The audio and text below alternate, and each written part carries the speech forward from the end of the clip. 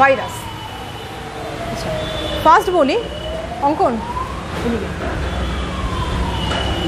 তো ভাইরাসটা হচ্ছে এমন একটা মাইক্রোব, আমরা জানি 4টে টাইপের মাইক্রোব আছে।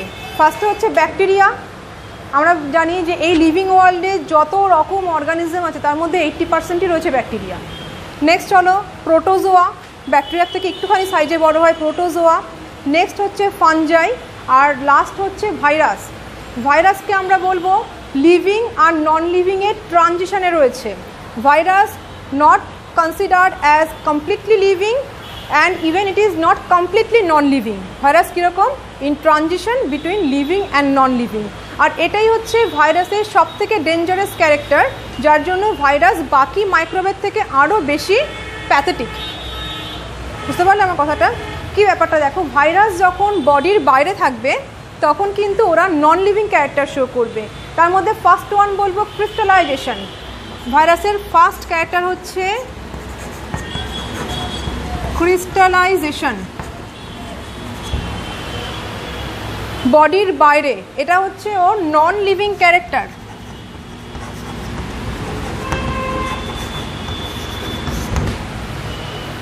বডির বাইরে যখন ভাইরাস থাকবে ও তখন ক্রিস্টাল হয়ে পড়ে থাকবে। কেমন?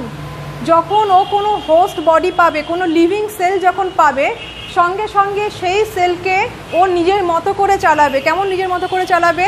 ওর তো নিজস্ব কোনো সিস্টেম নেই, না আছে ওর রেসপিরেটরি সিস্টেম, না রিপ্রোডাক্টিভ সিস্টেম, কোনো সিস্টেম ওর মধ্যে নেই।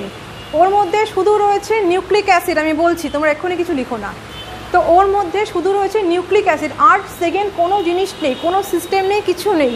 যেই মোমেন্টে একটা হোস্ট সেলকে পাবে, সঙ্গে সঙ্গে সেই হোস্ট সেলটাকে ও নিজের মতো করে চালাবে। হোস্ট সেলটাকে ও পুরোপুরি ব্লাইন্ড করে দেবে, করে দিয়ে ও হোস্ট সেলকে বলবে চলো তুমি তোমার সিস্টেমকে আমার মতো করে চালাও। তখন হোস্ট সেলের রিপ্রোডাক্টিভ সিস্টেম হবে ভাইরাসের রিপ্রোডাক্টিভ সিস্টেম। ঠিক আছে? হোস্ট সেলের আর রেসপিরেটরি সিস্টেম হবে ভাইরাসের রেসপিরেটরি সিস্টেম। হোস্ট সেল সেই এনজাইম প্রোডাকশন করবে ভাইরাস যে এনজাইমটাকে চাইবে। বুঝতে পারলে? সো ও উইদিন লিভিং বডি ও হয়ে উঠবে অ্যালাইভ, যেটাকে আমি বলবো ভিরিয়ন। আমি আসছি, এক এক করে টার্মে আসছি। তো ক্রিস্টালাইজেশন হচ্ছে সব থেকে বড় নন লিভিং ক্যারেক্টার। আর ওর লিভিং ক্যারেক্টার কি? Presence of nucleic acid. আমরা জানি nucleic acid are of two types. One is deoxyribonucleic acid DNA and another is ribonucleic acid RNA. ভাইরাসের খুব সুন্দর একটা ফিচার হচ্ছে ওরা আইদার ডিএনএ অর আরএনএ তো রাখবে বডিতে। ডিএনএ আরএনএ একসঙ্গে ভাইরাল বডিতে কোনো দিন দেখা যায় না। ওদের ডিএনএ হতে পারে সিঙ্গল স্ট্র্যান্ডেড ডিএনএ বা হতে পারে double stranded DNA. Similarly in case of RNA এটা হতে পারে সিঙ্গল স্ট্র্যান্ডেড আরএনএ, হতে পারে ডবল স্ট্র্যান্ডেড আরএনএ। এই যে double stranded RNA, it makes virus quite different from other microbes. ঠিক আছে?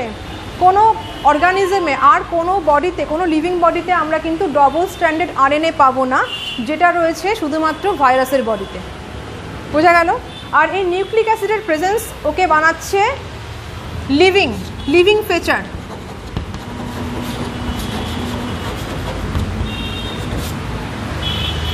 তার মানে virus exhibit both living as well as নন লিভিং ক্যারেক্টার।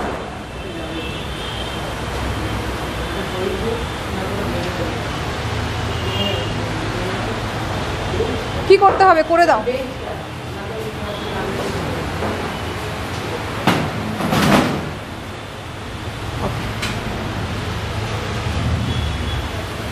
তো এখন আমরা ভাইরাসের কিছু ক্যারেক্টার সম্বন্ধে লিখবো। ঠিক আছে? তোমরা একটুখানি ফলো করো আর লেখো।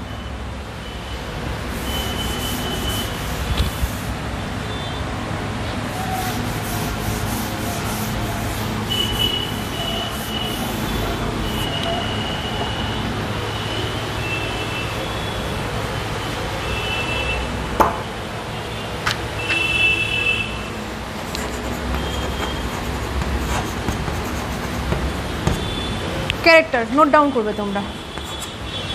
First one they are not free living. যদি ওরা ফ্রি লিভিং হয় তাহলে ওরা non living. As I said, free living কন্ডিশনে ওরা হচ্ছে crystalline, non living, so they are not free living first of all. Secondly, they are obligate intracellular.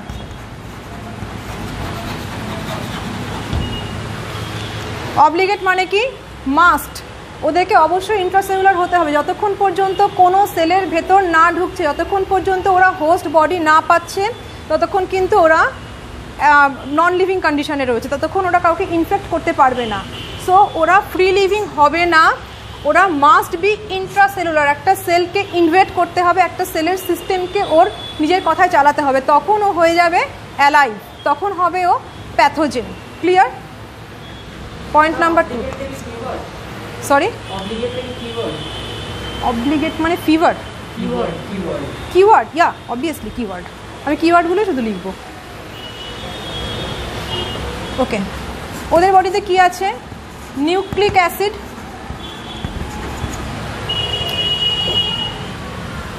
Either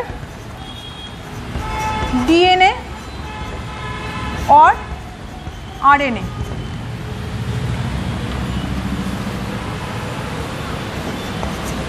along with nucleic acid এদের covering তৈরি হচ্ছে protein দিয়ে, protein coating.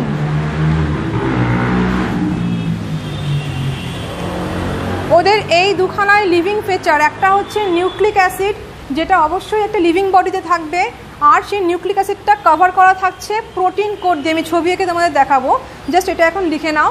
Nucleic acid covered with protein coat. এই প্রোটিনটা হতে পারে glycoprotein, ঠিক আছে? নর্মালি ইন জেনারেল প্রোটিনটা হচ্ছে গ্লাইকোপ্রোটিন, মানে কিছু glycogen particle along with protein coat করে রয়েছে গ্লাইকোপ্রোটিন। আর যেই ভাইরাসগুলো এক্সেসিভ স্টিফনেস দেখাচ্ছে, এক্সেসিভ রিজিডিটি দেখাচ্ছে, ওদের গ্লাইকোপ্রোটিনের বাইরে একটা এক্সট্রা লাইপোপ্রোটিন কাভারিং থাকে, ঠিক আছে? ইচ্ছেও লিখতে পারো, না লিখলেও চলবে, তোমরা পেয়ে যাবে বলতে। Next, outer shell, it is called capsid. তোমরা যখন এনসিইআরটি দেখবে তখন দেখবে একটা ফাজ ভাইরাসের তোমাদের ছবি দেওয়া রয়েছে, ওখানে ক্যাপসিড দেখতে পাবে। আমি তোমাদের দেখিয়ে দিচ্ছি ক্যাপসিডটা কীরকম দেখতে হয়।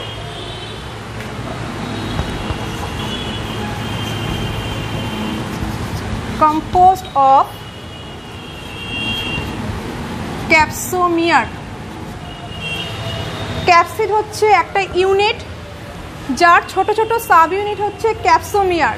আমি সিম্পলভাবে বলতে পারি, ঠিক যেরকম করে অ্যামিনো অ্যাসিড, অনেকগুলো অ্যামিনো অ্যাসিড গ্যাদার করে তৈরি করছে প্রোটিন, তাই তো? অ্যামিনো অ্যাসিডগুলো গ্যাদার করে তৈরি করছে পেপটাইড, পেপটাইডগুলো পর পর পর পর লাইন করে বসে তৈরি করছে পলিপেপটাইড চেন, অ্যান্ড একটা পার্টিকুলার পলিপেপটাইড সিকোয়েন্স তৈরি করছে এক একটা গোটা প্রোটিন। ঠিক সেরকম করে ক্যাপসোমিয়ার হচ্ছে স্মলেস্ট ইউনিট, অনেকগুলো প্রোটিন দিয়ে তৈরি smallest unit ক্যাপসোমিয়ার।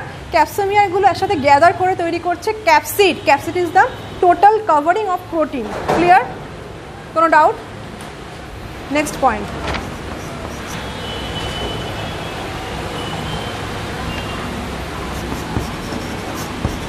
they have no metabolic enzyme.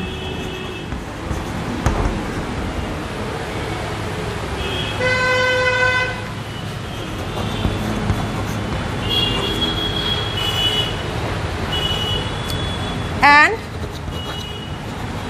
any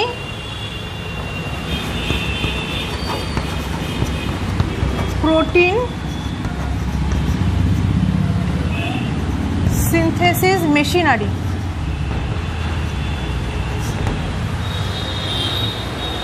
চলো এক্সপ্লেন করে দিচ্ছি ব্যাপারটা। লিখে নিয়েছো?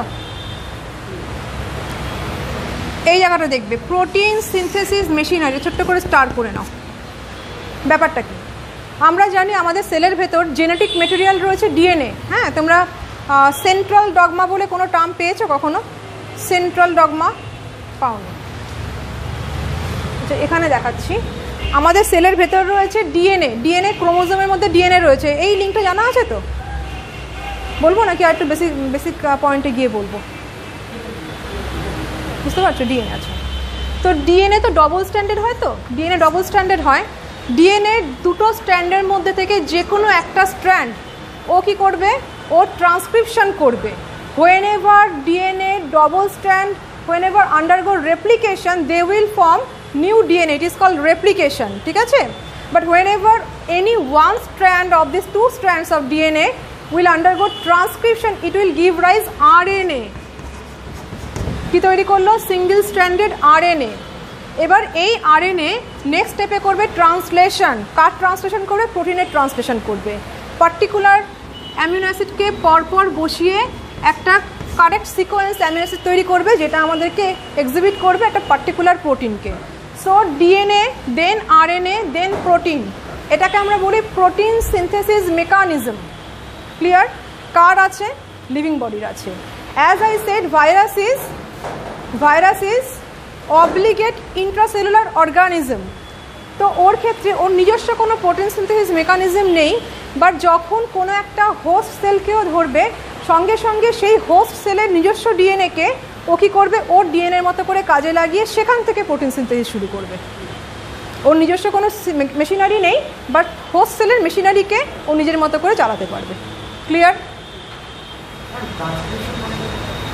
ট্রান্সক্রিপশন হচ্ছে, এখনই তো আমাকে বেশি বোঝাতে পারবো না, জাস্ট এইটুকুনি জেনে রাখো, দুখানা স্ট্র্যান্ড আছে, তো দুখানা স্ট্র্যান্ড থেকে নতুন দুখানা স্ট্র্যান্ড তৈরি না হয়ে গিয়ে দুখানা স্ট্র্যান্ডের যে কোনো একটা স্ট্র্যান্ড থেকে আর একটা স্ট্র্যান্ড তৈরি হবে, সেটাকে বলি ট্রান্সক্রিপশন। ঠিক আছে? সাপোজ এই হচ্ছে দুখানা স্ট্র্যান্ড অফ ডিএনএ, হিসেব মতো কী হওয়া উচিত ছিল, এই স্ট্র্যান্ডটাকে সেমি কনজার্ভ রেখে এর সঙ্গে একটা প্যারালাল স্ট্র্যান্ড উঠবে, আবার এই স্ট্র্যান্ডটাকে সেমি কনজার্ভ রেখে আর একটা প্যারালাল স্ট্র্যান্ড উঠবে। এটা নর্মালি হওয়া উচিত ছিল, যেখান থেকে ডিএনএ থেকে নতুন ডিএনএ আসতো, প্যারেন্ট ডিএনএ থেকে দুখানা নতুন ডটার ডিএনএ আসতো। বাট যখন দুখানা স্ট্র্যান্ডের মধ্যে থেকে যে কোনো একটা স্ট্র্যান্ডকে চুজ করে নিয়ে ওর রেসপেক্টে নতুন একটা স্ট্র্যান্ড তৈরি হবে, একে ভুলে গেল আমার সেল, একে ভুলে গেল, জাস্ট একে বেস করে নতুন একটা স্ট্র্যান্ড তৈরি করলো, আর সেটা পরে জয়েন করে গিয়ে একটা সিঙ্গেল স্ট্র্যান্ড হিসাবে এক্সিবিট করবে, তখন এটা তৈরি করলো RNA। এই প্রসেসটাকে আমি বলবো transcription. Clear?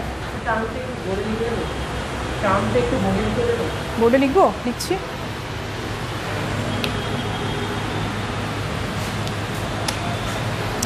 It is replication.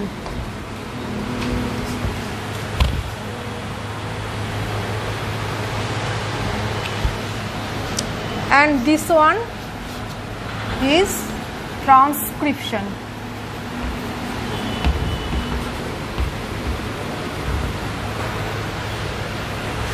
DNA দুটো স্ট্র্যান্ডের মধ্যে থেকে যে কোনো একটা স্ট্র্যান্ডকে কাজে লাগিয়ে সেখান থেকে নতুন একটা স্ট্র্যান্ড তৈরি হচ্ছে, সেটাকে বলবো RNA formation from DNA. It is called transcription.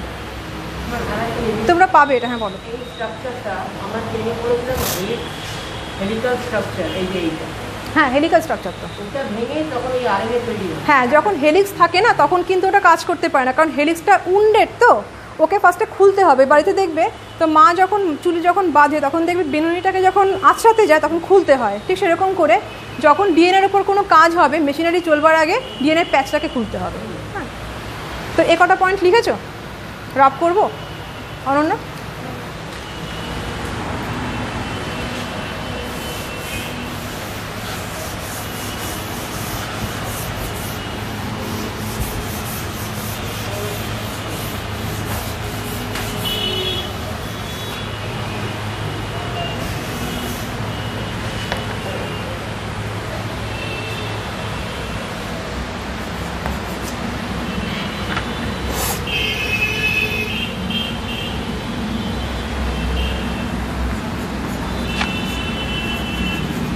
They only replicate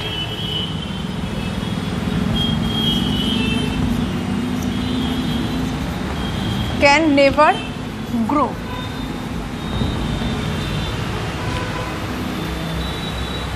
বলি এবার শোনো, ভাইরাস কিন্তু যে কোনো জায়গায় যে কোনো সময় গ্রো করতে পারে না, যেটা ব্যাকটেরিয়া করতে পারে, কারণ ব্যাকটেরিয়া হচ্ছে লিভিং। যে কোনো সময় যে কোনো জায়গা থেকে একটা ব্যাকটেরিয়া, একটা ফাঙ্গাস গ্রো করতে পারে, বাট ভাইরাস গ্রো করতে পারে না। ও কী করতে পারে? রেপ্লিকেট করতে পারে। এই যে আমাদেরকে যে বলা হচ্ছে এখন এই কোভিডের যে ডিজিজটা হয়েছে, বলা হচ্ছে কি যে দূরে দূরে থাকো, বা কোনোভাবে যেন কোনো ভাইরাস ভেতরে ঢুকতে না পারে, কেন বলা হচ্ছে? কারণ এরকম হতে পারে না আমার বডির ভেতরে দুম করে একটা ভাইরাস আপনি আপ গজিয়ে গেল, গজিয়ে পুরো বডিতে স্প্রেড করে গেল, এরকম কোনো ঘটনা ঘটতে পারে না। কি হতে পারে? একটা ভাইরাস আমার বডিকে ইনভেড করে ফেললো এনি হাউ, আমার রেসপিরেটরি ট্র্যাক্ট দিয়ে, আমার আইস দিয়ে, কোনো একটা উন দিয়ে বডির ভেতরে ঢুকে পড়লো, তখন ও নিজে কী করবে? রেপ্লিকেট করবে, আর কিচ্ছু করবে না, ও গ্রো করবে না, ও রেপ্লিকেট করবে। কি রেপ্লিকেট করবে? আইদার ডিএনএ রেপ্লিকেশন করবে, না তো আরএনএ রেপ্লিকেশন করবে। ওর প্রসেস হচ্ছে only replication, not grow. Okay,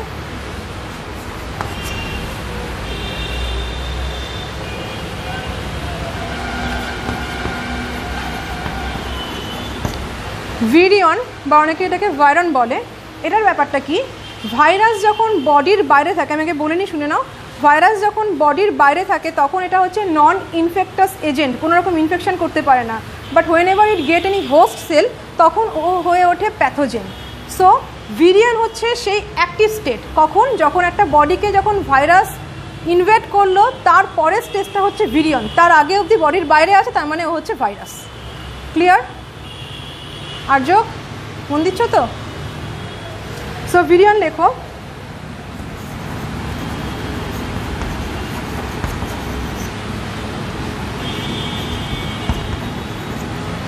completely mature virus particle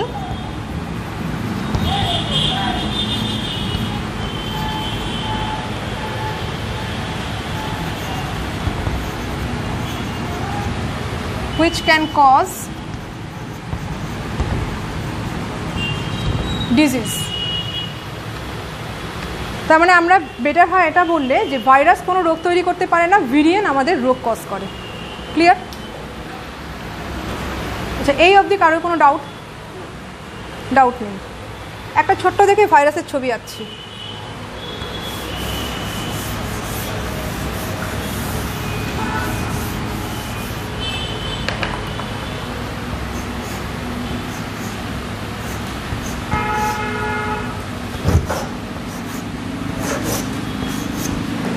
এই ভাইরাসটাকে আমরা মোটামুটি সবাই দেখেছি, ফাজ ভাইরাস, ব্যাকটেরিয়া ফাজ।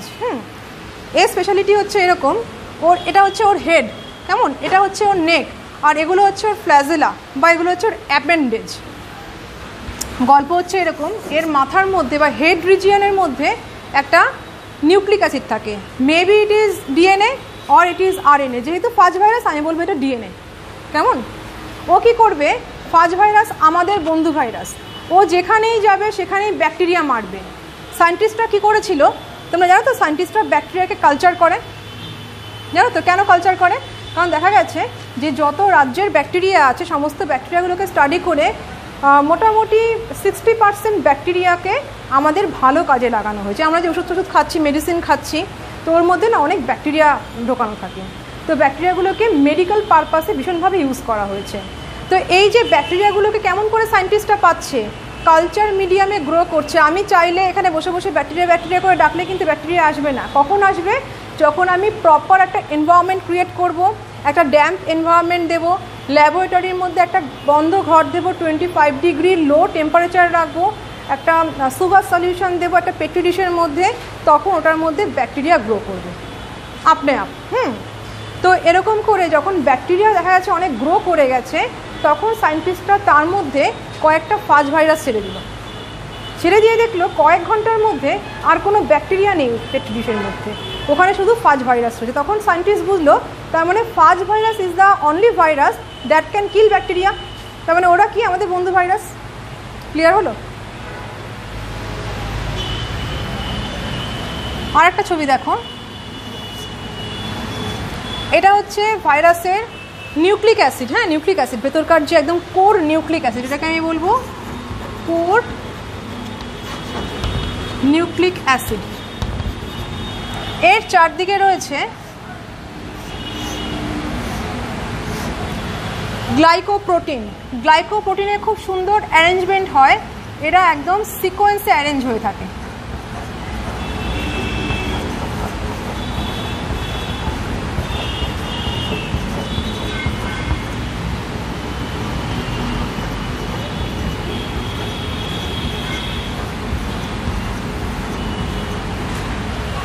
গ্লাইকোপ্রোটিন কেমন?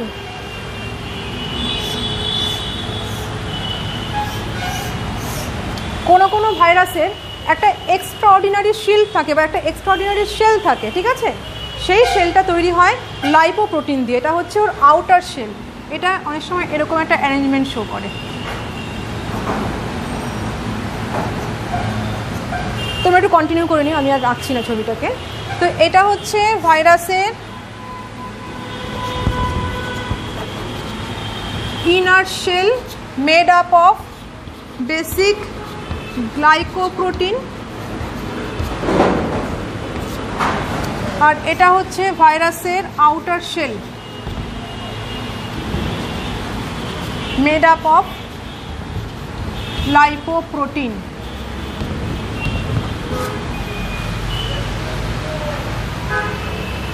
তো মোটামুটি একটা ভাইরাস এরকম টাইপেরই দেখতে হয়, আর এই হচ্ছে তার কনস্টিটিউয়েন্ট। হয়েছে? যখন তোমরা কোনো ডায়াগ্রাম আঁকবে, আগের দিন আমি কাকে রিতমকে বলছিলাম মনে হয়, তোমার ওই যে ওই ডবল সার্কুলেশনের ডায়াগ্রামে কিছু একটা গন্ডগোল ছিল, আমি পরে ক্লাস শেষ করে দেখিয়ে দিচ্ছি। ডায়াগ্রামের কিন্তু শুধুমাত্র একটা সুন্দর করে ছবি আঁকলাম। একটা জিনিস মাথায় রাখবে, বায়োলজিক্যাল ডায়াগ্রাম কোনো দিন কোনো রকম শেড করবে না, কালো নীল লাল কোনো রকম শেড করবে না, শেড করলেই গেল। তো আমরা যখন ছোটো থাকি ক্লাস 7, 8-এ বা 5-6-এ না, আমাদের রং ঠং অ্যালাও থাকে বায়োলজিতে, বাট পরবর্তী সময় তোমরা যখন বোর্ড দিচ্ছ তখন থেকে আর কোনো কালার পেন্সিল শেডও অ্যালাও থাকে না। অ্যাট দ্য সেম টাইম লেভেলিংয়ের সময় সবসময় মাথায় রাখতে হবে লেভেল হবে টুয়ার্ডস দ্য ডায়াগ্রাম। আমাদের সিবিএসই বলেছে সবসময় টুয়ার্ডস দ্য ডায়াগ্রাম লেভেল হবে। তুমি যদি এরকম করো এটা কিন্তু ভুল লেভেলিং হলো, এটা চলবে না। কেমন? একটা ছবি যখন কমপ্লিট হয়ে যাবে অ্যালং উইথ লেভেলিং, তখন লাস্টে আমরা লিখবো ফিগার। এটা আমি কিসের ফিগার আঁকলাম? এটা একটা ভাইরাসের ফিগার এঁকেছি। সো আমি না, এটা ফাজ না, এটা ফাজ, এটা এমনি একটা ভাইরাস। এক একটা ভাইরাস এক এক রকম দেখতে হয়, এটা আমার একটা ইমাজিনারি ভাইরাস, আর কিছু না। বোঝা গেল? যে কোনো ডায়াগ্রাম এখন থেকে আঁকবে এই রুলটা ফলো করবে। সরি, হ্যাঁ করেছিল তো, তোমরা অনেকেই করেছো শেডিং।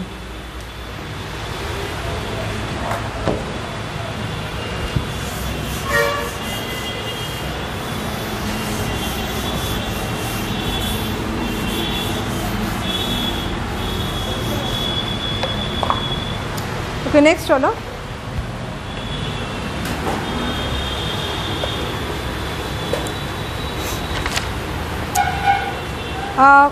ভাইরাসের যে স্টাডি, এটা তোমরা জানো, নর্মালি পেয়ে যাবে। ভাইরাসের স্টাডিটাকে বলা হচ্ছে ভিরোলজি। হ্যাঁ, ভাইরোলজি বা ভিরোলজি, ভাইরাসের স্টাডিটাকে বলা হয়। নেক্সট যেটা বলো, ভাইরাসের যে ডিসকভারি নিয়ে, ভাইরাস কখন দেখা গেছে, কেমন করে দেখা গেছে, সেটা সম্বন্ধে ছোটো একটা গল্প বলছি, শোনো। কী হয়েছিল? ফার্স্ট ডিসকভার্ড ভাইরাসের নাম হচ্ছে টিএমভি, টোবাকো মোজেক ভাইরাস। তামাক গাছ, আমরা জানি তো তামাক গাছের কোনটা সব থেকে এসেন্সিয়াল পার্ট? তামাকের পাতাটা, যেই পাতাটা থেকে তোমার বিড়ি ঠিড়ি তৈরি করা হয়, রাইট? তো দেখা গেল সায়েন্টিস্টরা দেখলো যে তামাক গাছে, কোনো একটা বনে গিয়ে দেখলো তামাক গাছের না পাতাগুলো নষ্ট হয়েছে, কুকড়ে যাচ্ছে। কেমন? তখন সায়েন্টিস্টরা বুঝলো কোনো একটা রোগ হয়েছে। এবার আস্তে আস্তে দেখতে পাচ্ছে যে যেই গাছটা এফেক্টেড হয়েছে, আস্তে আস্তে ধারে কাছে সমস্ত গাছগুলো এফেক্টেড হচ্ছে, আর এফেক্টটা হচ্ছে শুধুমাত্র পাতার মধ্যে। তখন আইভানস্কি ফার্স্ট ভাইরাস ডিসকভার করেছিল। যে আমি চলে যাচ্ছি বেজারনিকের গল্পে। বেজারনিক তখন দেখলো যে তামাক গাছের পাতাটাকেও নিয়ে আসলো, ও ল্যাবরেটরিতে নিয়ে আসলো, এনে ওটাকে ভালো করে গ্রাইন্ড করলো, গ্রাইন্ড করে ওখান থেকে এক্সট্রাক্টটাকে বের করলো, যেটা এটার ভেতর কী রয়েছে। এক্সট্রাক্টটাকে বের করে দেখলো যে সায়েন্টিস্টরা একটা রকম সিভ ইউজ করে। সিভ মানে ছাঁকনির মতো একটা জিনিস। তোমরা এরকম মাস্ক পরেছে, মধ্যে ফিল্টার আছে না, ছোটো ছোটো ছোটো পোর আছে, ওখান থেকে ফিল্টার হচ্ছে, হাওয়াটা পাস হচ্ছে। ঠিক সেরকম করে সায়েন্টিস্ট একটা সিভ ইউজ করে, যেই সিভের মধ্যে দিয়ে না ও তামাক গাছের পাতার যে এক্সট্রাক্টটাকে ঢাললো, ঢেলে দেখলো ওখান থেকে সবই বেরিয়ে গেল। কোনো রকম ব্যাকটেরিয়া বলো, ভাইরাস বলো, মানে কোনো রকম মাইক্রোব ওই সিভের মধ্যে আটকালো না। খুব ছোটো ছোটো, মানে এতখানি মাইনুট পোর থাকে, সেগুলো মাইক্রন মিটার, ন্যানোমিটার লেভেলে গিয়ে সাবস্টেন্সকে আটকাতে পারে। তো ও দেখলো যে আমি কোনো সাবস্টেন্সকে আটকাতে পারলাম না, যা দিলাম সব ঝেঁকে পড়ে গেল। তার মানে এই যে ফ্লুইডটা, যেই ফ্লুইডটা আমার ছেঁকে পড়লো, এই ফ্লুইডের মধ্যে একটা ইনফেক্টাস সাবস্টেন্স রয়েছে। সেই ইনফেক্টাস সাবস্টেন্সটাকে পরবর্তী সময় লুইস পাস্তুর নাম দিল, ও হচ্ছে ভাইরাস। ভাইরাস এতখানি ইনফেক্টাস যে ও, আর এতখানি ছোট ওর সাইজ হয় 10 to 150 ন্যানোমিটার। মাথায় রাখবে 10 to 150 ন্যানোমিটার, যার থেকে ব্যাকটেরিয়া অনেক বড়, ব্যাকটেরিয়াকে যখন ছাঁকা হয়েছিল ওই সিমের মধ্যে ব্যাকটেরিয়া আটকে গেছিলো, কিন্তু ভাইরাস ওই তামাক গাছের পাতার এক্সট্রাক্টের যে লিকুইডটা ওর সাথে ছেঁকে বেরিয়ে গেল। তার মানে ভাইরাস হচ্ছে, ভাইরাসকে তখন নাম দেওয়া হলো কন্টাজিয়াম ভিভাম ফ্লুইডাম।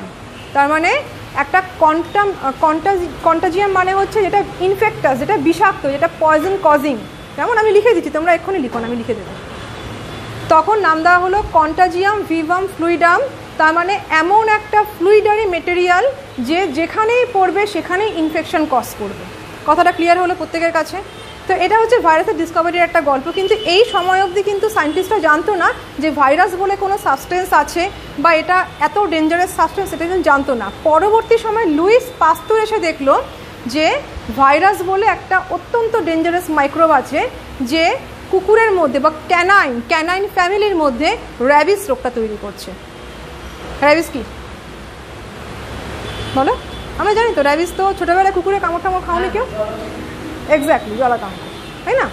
তো দেখবে কুকুরের মুখে তো ভাইরাসগুলো থাকে, তাই না? কুকুরের জিভের মধ্যে বলো, ওদের স্যালাইভার মধ্যে বলো, সারাক্ষণ ভাইরাস রয়েছে। ওরা কি অসুস্থ? না, ওরা অসুস্থ না, কারণ ওই ভাইরাসটা কুকুরের জন্য ভাইরাস না, আমাদের জন্য ভাইরাস। যখনই কুকুরটা আমাকে কামড়াবে সঙ্গে সঙ্গে সেই ভাইরাসটা আমার বডিতে এসে অ্যাক্টিভেট হয়ে যাবে। আমি বললাম যে ভাইরাস হচ্ছে হোস্ট স্পেসিফিক সেলে গিয়েও কিন্তু অ্যাক্টিভেট হবে। So virus always host specific. ওই র্যাপিডো ভাইরাস যখনই একটা হিউম্যান হোস্ট পাবে সঙ্গে সঙ্গে ও অ্যাক্টিভেট হয়ে উঠবে। এনিওয়ে, এটা হচ্ছে লুইস পাস্তুরের গল্প। এবার তোমরা আস্তে আস্তে লেখো। ভাইরাস সম্বন্ধে কয়েকটা important information. First one, virus means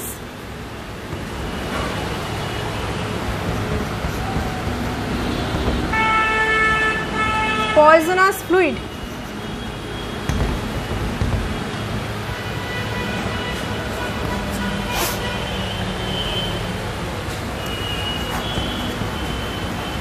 Virus term was first given by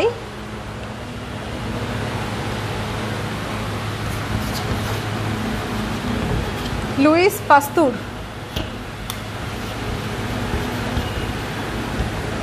তোমরা পাস্তুরাইজেশন টেকনিক পড়েছো? এটা হোপফুলি তোমরা ক্লাস 9-এ পাস্তুরাইজেশন,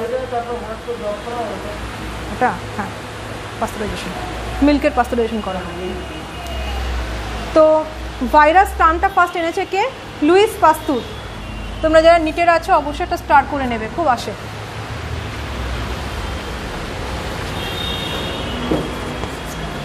ও কিন্তু নামটা দিয়েছে, ডিসকভারি কিন্তু ও করেনি। লেখো,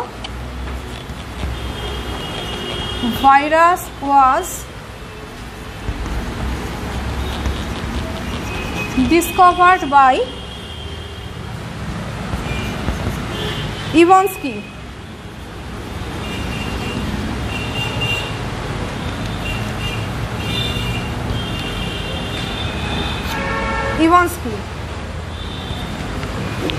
কি বললাম যে ফার্স্ট কোন ভাইরাস দেখা গেছিল? TMV. First discovered plant virus, tobacco mosaic virus, TMV. লিখে নাও,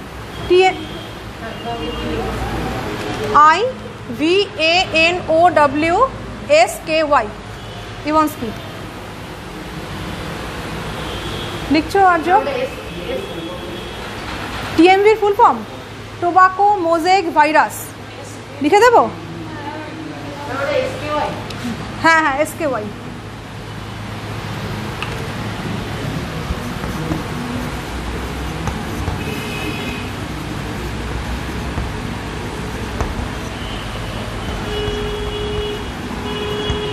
tobacco mosaic virus, SS, tobacco mosaic virus. কিছুই না, কি করে বলো? তামাক গাছের পাতার মধ্যে না একটা মোজেক প্যাটার্ন এরকম ছোপড়া ছোপড়া এরকম তৈরি করে। এই জন্য অ্যাপিয়ারেন্সটা মোজেকের মতো হয় বলে একে নাম দেওয়া হয়েছে টোবাকো মোজেক ভাইরাস। মোজাইকের প্যাটার্ন দেখেছো? মেঝেতে মোজাইক করা হয় যে এরকম এরকম ছাপ ছাপ ছাপ ছাপ হয় না, একটুখানি স্ক্যাটার টাইপের, ঠিক সেরকম হয়ে যায় পাতাটা, টোবাকো গাছের পাতাটা। নাম্বার 4 চলো।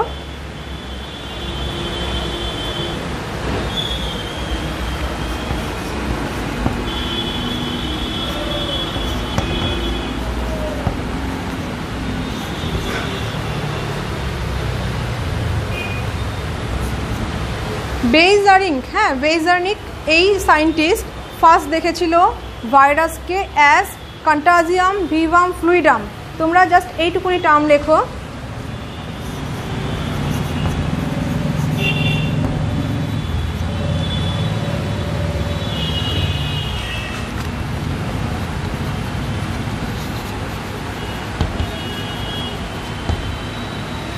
কন্টাজিয়াম ভিভাম ফ্লুইডাম। কন্টাজিয়াম মানে যে পয়জন কজ করে, যে কন্টামিনেশনে হেল্প করে। ভিভাম মানে হচ্ছে যেটাকে মানে ভাইরাসের এক্সট্র্যাক্ট বা এমন একটা সাবস্টেন্স যেটা লিকুইড ফর্মে থাকে, ফ্লুইডাম। কেমন? কন্টাজিয়াম ভিভাম ফ্লুইডাম। এটা নিটের জন্য একদম চোখ বন্ধ করে এই কোশ্চেনটা মোটামুটি আসেই প্রত্যেক বছর।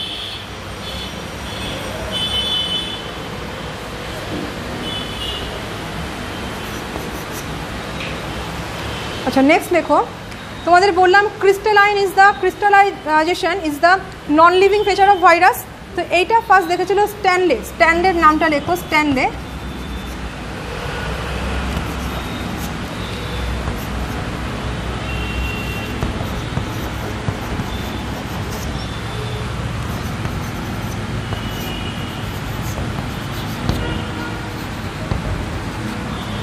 Crystalline feature.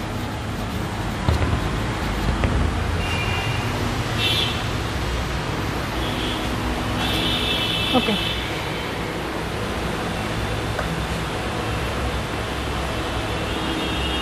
হয়েছে? এই ক্ষেত্রে একটা ছোট্ট টার্ম বলবো, তোমরা HIV এর নামটা পেয়েছো? পুরো নাম কি? ইমন বলো। ইমন জানো না?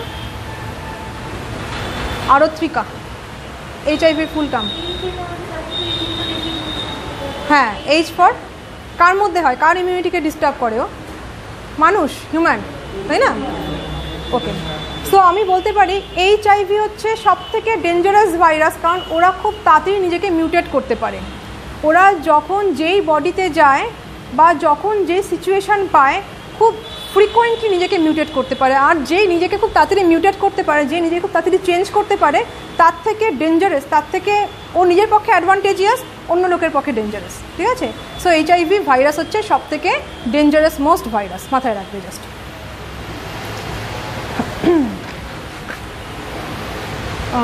একবার দেখবে 30 মিনিটস কি ওভার হয়েছে? আহা, 30 মিনিটস লিখছি। কে কাকে ইনফেক্ট করে? আমি তোমাদের ফার্স্টেই বললাম ভাইরাসগুলো হচ্ছে হোস্ট স্পেসিফিক। যেই ভাইরাস যেই হোস্ট সেল চায় সেই হোস্ট সেলকে পেলে তবেই ও অ্যাক্টিভেট হবে, তবেই ও ইনফেক্ট করতে পারে। সেই অ্যাকর্ডিংলি আমি কটা নাম লিখছি, তোমরা লিখে নাও। First one is bacteriophage.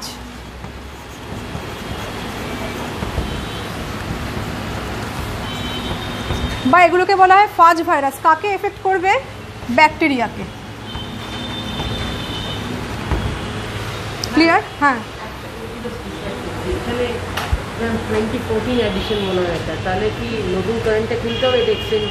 আর কিনতে হবে না, কিনে নিয়েছো আবার কি?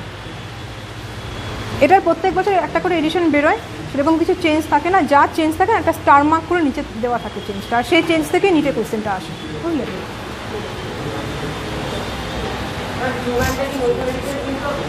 চেষ্টা করবে যতখানি নতুন পারবে কিনবে। নেক্সট হচ্ছে মাইকোফাজ। ওরা মেনলি ফানজাইকে এফেক্ট করে। ফানজাইয়ের মধ্যে মাইসেলেমা থাকে, মাইসেলিয়াম বা মাইসেলেমা, সেগুলোকে এফেক্ট করে বলে ওদের নাম হচ্ছে মাইকোফাজ। Next one সায়ানোফাজ। নামের মধ্যেই লুকিয়ে রয়েছে কাকে এফেক্ট করবে? Cyano bacteria.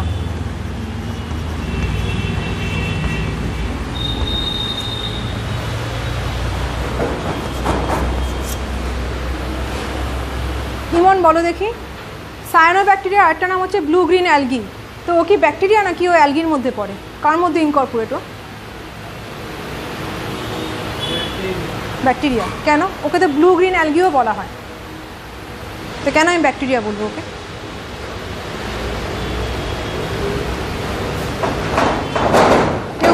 কেউ বলতে পারবে? একটু জোরে। ইউক্যারিওটিক বলে? প্রোক্যারিওটিক, এক্স্যাক্টলি, ও প্রোক্যারিওটিক, সেই জন্য হচ্ছে ব্যাকটেরিয়া। ব্লু গ্রিন অ্যালগি কেন বলা হয়? ওর অ্যাপিয়ারেন্সের জন্য, আর কিছু না। ওর মধ্যে ক্লোরোফিল এ, সব থেকে হাই লেভেল ক্লোরোফিল থাকে, ও সেই জন্য ফটোসিনথেসিস করতে পারে, that's why blue green algae. Okay, next চলো।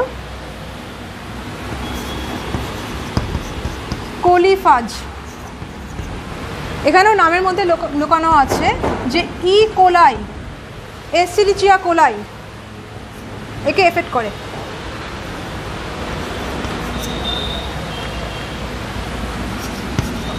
জুফাজ, জু মানে কি? অ্যানিমেল। যে কোনো অ্যানিমেলকে এফেক্ট করে তাদেরকে আমরা গ্রুপ করব কার মধ্যে? জুফাজেস, ঠিক আছে। সিমিলারলি আরেকটা নামও চলে আসে, ফাইটোফাজ। কাকে এফেক্ট করবে? প্লান্টকে।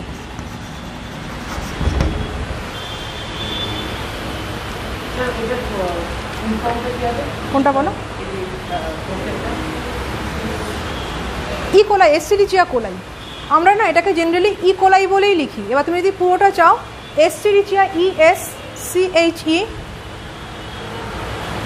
আমি লিখে দিচ্ছি।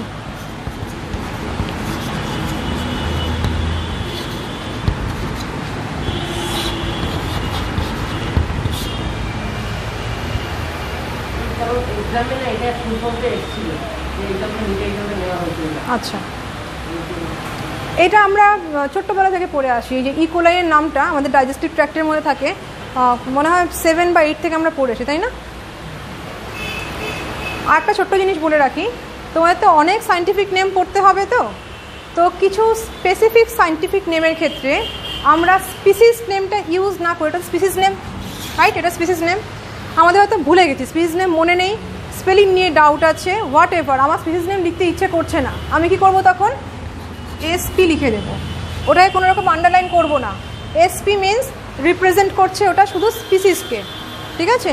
আমি একটা সায়েন্টিফিক নেমের মধ্যে স্পিসিস নেমটা ভুল লিখলাম, স্পিসিস নেমটা ইনকারেক্ট স্পেলিং লিখলাম, পুরো কেটে 0 বসিয়ে দেবে। তার থেকে তুমি SP যদি লেখো তোমাকে ফুল মার্কস দেবে, মার্কস দিতে বাধ্য। ক্লিয়ার? ওকে, চলো এটা মুছি।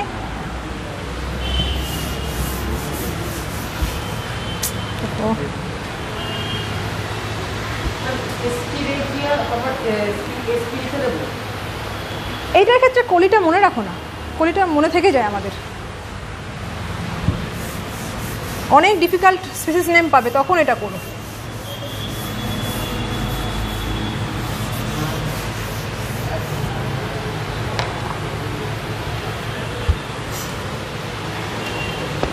আচ্ছা, ভাইরাসের কভারিং,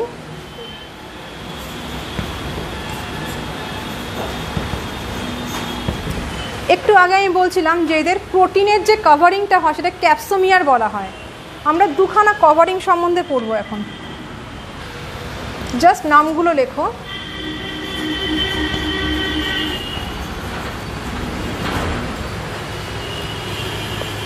ক্যাপসোমিয়ার, এটা হচ্ছে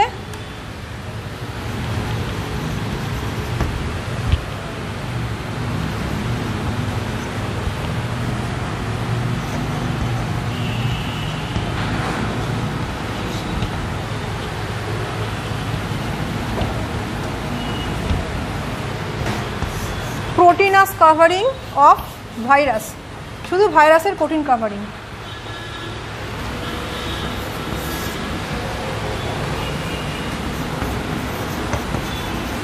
পেপ্লোমিয়ার, এটা কি হবে? Covering of host cell and virus. Host cell আর ভাইরাস দুটো কভারিং যখন পাঞ্চ করে যাবে, মার্চ করে যাবে, সেটাকে বলে পেপ্লোমিয়ার। শুধু এইটুকুনি ইনফরমেশন, এর থেকে বেশি কিছু না। নেক্সট, লিখেছো? লিখেছো?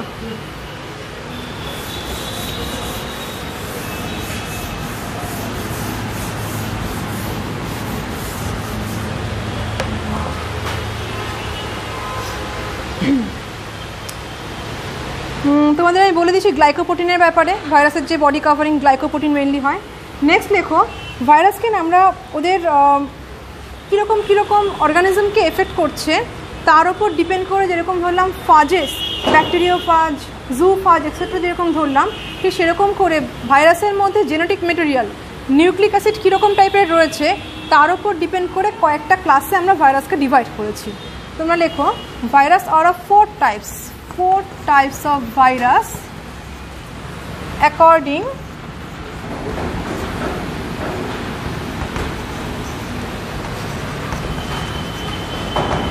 to their nucleic acid.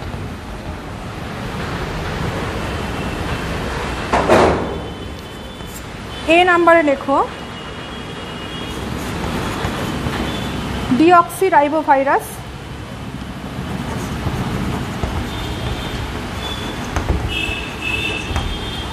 নামটা দেখেই বুঝতে পারছো ওর মধ্যে কি থাকবে, ডিএনএ থাকবে, তাই তো? এর মধ্যে মেন কনস্টিটিউয়েন্ট হচ্ছে নিউক্লিক অ্যাসিডের মেন কনস্টিটিউয়েন্ট কীরকম, ডিএনএ। শর্টে লিখছি, একটু বুঝে নিও। হ্যাঁ, সিমিলারলি রাইবোভাইরাস, এর নিউক্লিক অ্যাসিডের constituent as usual RNA.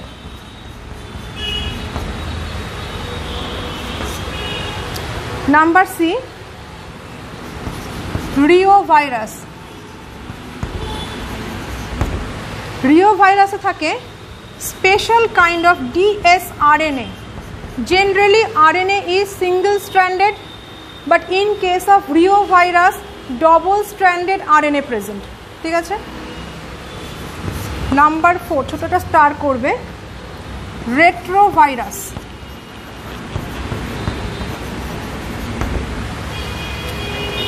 Retrovirus তোমাদেরকে আমি একটা নাম বলেছিলাম, HIV, human immunodeficiency virus.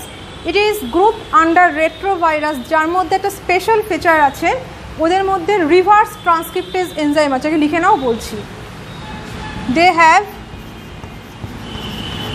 Reverse transcriptase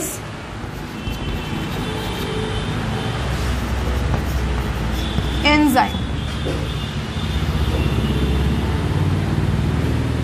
reverse transcriptase enzyme থাকে, আর সেকেন্ডারিলি ডিএনএ বা আরএনএ যে কোনো একটা থাকতে পারে, সেটা নিয়ে কোনো বাদ বিচার নেই।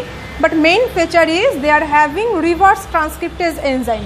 ব্যাপারটা কি এবার বলছি শোনো, ক্লিয়ার? কমপ্লিট?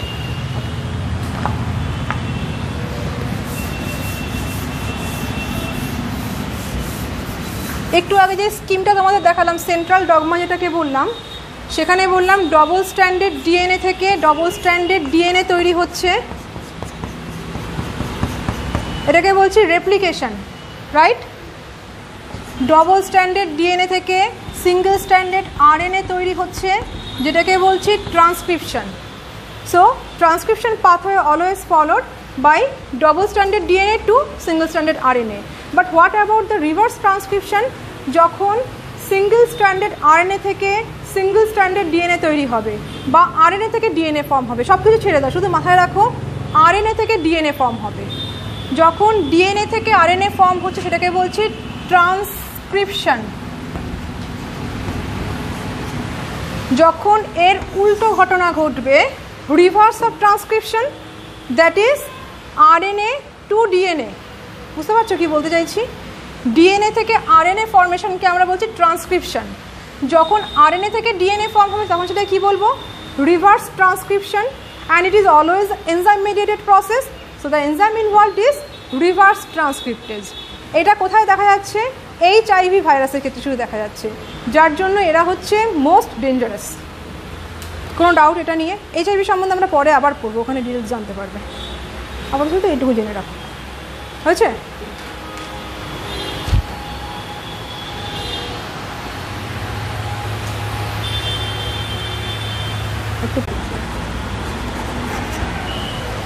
করেছ? ফাইটোফ্যাজিনেজ বা যারা ফাইটোফ্যাজ যে ভাইরাসগুলো, ওরা এক্সাম্পল হচ্ছে TMV বা tobacco mosaic virus, PMV potato mosaic virus. Number 2, full form লিখতে হবে না, জাস্ট এক্সটেনশনগুলো লেখো। জু ফাজিনেস,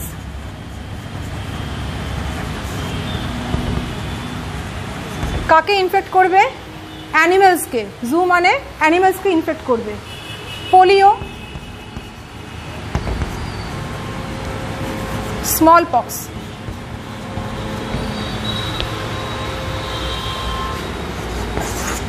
নাম্বার 3, ভ্যাজিনেস, কাকে ইনফেক্ট করবে? ব্যাকটেরিওফাজ। এক্সাম্পল হচ্ছে ব্যাকটেরিওফাজ ইনফেক্ট করবে ব্যাকটেরিয়াকে।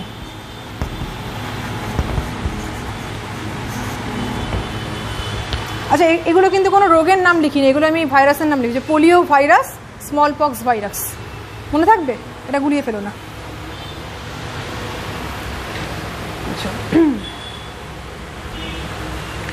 হয়েছে? এবার ভাইরাস সম্বন্ধে আমি দুখানা সেপারেট গ্রুপ বলবো, একটা হচ্ছে প্রায়ন, একটা হচ্ছে ভাইরুসয়েড। আগে বলে রাখি, ভাইরাসের মধ্যে মেইন কনস্টিটিউয়েন্ট কী ছিল?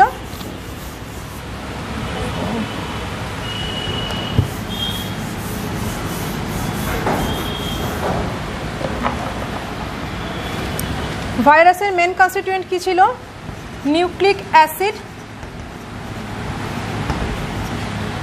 Plus protein. নিউক্লিক অ্যাসিডটা ছিল কোরে, আর ওটাকে ঘিরে ছিল প্রোটিন। যখন ভাইরাসকে দুটো গ্রুপে আমি ভাগ করব, মানে দুরকম টাইপের ভাইরাস পার্টিকেল দেখা যায়। একটা নাম হচ্ছে প্রায়ন, এগুলোকে আরেকটা নাম বলা হয় স্লো ভাইরাস।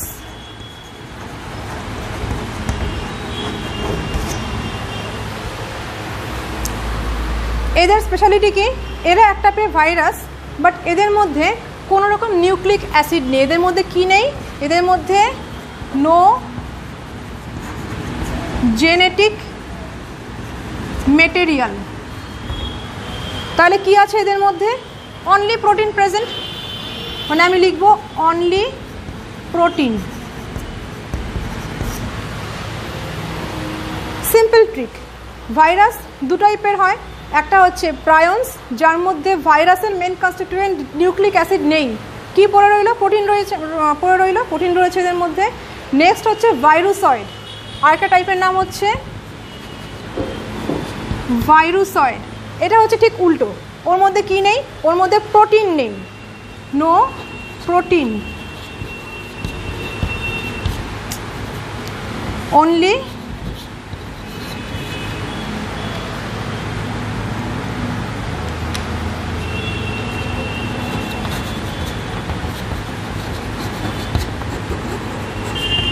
Genetic material. দুজনেই enough capable to cause any disease. এরা দুজনেই কিন্তু disease causing germ, equivalent to virus. But একটা ছোট্ট ডিফারেন্স বলবো, ভাইরাস যেরকম একাই মানে কি বলবো, মানে সেলফ ক্যাপেবিলিটি আছে, ও যেখানে ঢুকবে তাকে ও নিজেই ইনফেক্ট করে ফেলতে পারবে। বাট প্রায়ন বলো, ভাইরুসয়েড বলো, এরা অতখানি ক্যাপেবল না, ওদের একটা হেল্পিং হ্যান্ড দরকার। বুঝলে কি বললাম? ওদের একটা হেল্পিং হ্যান্ড দরকার। কীরকম? এই প্রায়নকে আমি কি বলেছি? Slow virus. ও যখন কোনো হোস্ট বডির মধ্যে ঢুকবে, তখন ও অন্য একটা ভাইরাসকে চাইবে সে আমার সাথে কাজ করুক, তবেই আমি অ্যাক্টিভেট হব। মানে ও হচ্ছে ডিপেন্ডেন্ট, ও ইন্ডিপেন্ডেন্ট না, ও অন্য একটা ভাইরাসের ওপর ডিপেন্ডেন্ট। যখন ওকে পাবে তখন ও অ্যাক্টিভেট হবে। কথাটা ক্লিয়ার হলো? ভাইরুসয়েডও সেরকম। ভাইরুসয়েড একটা এক্সাম্পল দিচ্ছি, হেপাটাইটিস ডি। আমাদের অনেক রকম টাইপের হেপাটাইটিস আছে। হেপাটাইটিস ডি হচ্ছে ভাইরুসয়েডের এক্সাম্পল, যে একা একা কখনো অ্যাক্টিভ হতে পারে না। ও যখন হেপাটাইটিস বি এর ভাইরাসকে পাবে তখন একমাত্র অ্যাক্টিভেট হবে। তার মানে প্রায়ন বলো, ভাইরুসয়েড বলো, এরা নিজেরা হচ্ছে ইম্পোর্টেন্ট আনটিল অ্যান্ড আনলেস ওরা অন্য কোনো ভাইরাস পার্টিকেলকে পাচ্ছে। ক্লিয়ার? লিখে নাও আগে ভাইরুসয়েডের এখানে লিখে নাও, hepatitis D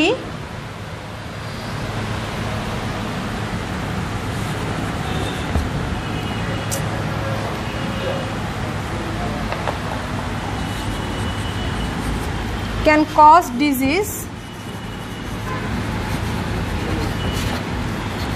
along with hepatitis B. H stand for hepatitis. লিখে নাও এটা আগে।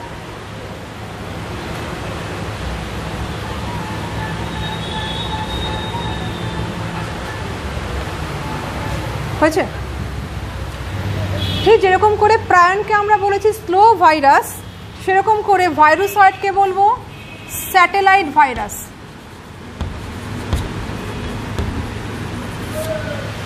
স্যাটেলাইট ভাইরাস কেন? স্যাটেলাইট ভাইরাস কারণ ও একা একা ইম্পর্টেন্ট, ইনক্যাপেবল। যখন ও অন্য ভাইরাসকে পাচ্ছে, হেপাটাইটিস ডি, একা কোনো রোগ তৈরি করবে না। যখনই বিকে পেলো সঙ্গে সঙ্গে ও ডেঞ্জারাস হেপাটাইটিস তৈরি করে ফেললো। ক্লিয়ার? সো ওকে বলছে স্যাটেলাইট ভাইরাস। আর স্লো ভাইরাস এরা খুব স্লোলি কাজ করে, আস্তে আস্তে আস্তে আস্তে কাকে ধরবে? নার্ভাস সিস্টেমকে ধরবে। নার্ভাস সিস্টেম অ্যান্ড ব্রেনকে ওরা মেনলি এফেক্ট করবে। আর ওরা তৈরি করছে অ্যানিম্যালদের ক্ষেত্রে ওরা ম্যাড কাউ ডিজিজ তৈরি করছে। ঠিক আছে? অনেক সময় গরু, ষাঁড় দেখবে পাগল হয়ে গেছে, ওদের নার্ভাস সিস্টেম আর ব্রেনকে এমন করে ডিফেক্ট করে দেয় যে ওরা পাগলের মতো বিহেভ করে, ম্যাড কাউ ডিজিজ তৈরি করে। এমন এখানে তোমরা জাস্ট লিখে নিতে পারো ম্যাড কাউ ডিজিজ। কেন? They only affect the nervous system.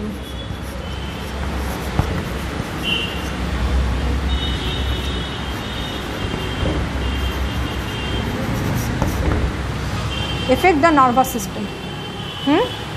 কিছু বললে?